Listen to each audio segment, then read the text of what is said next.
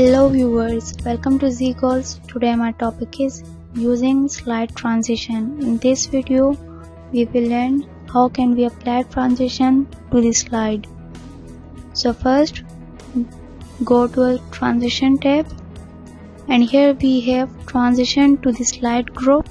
Select the transition style from here. Click on this arrow to check out all the options available here. So select and click on it. Then apply transition on second slide. Now on third slide. Then now on fifth slide.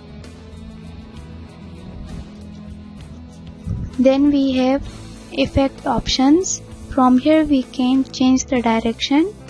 Sound. From here we can apply sound which you want. Duration. You can edit all the duration of each slide and edit it to see the requirements of your presentation. Increase or decrease the time for each slide. Now click on slideshow to see the transitions.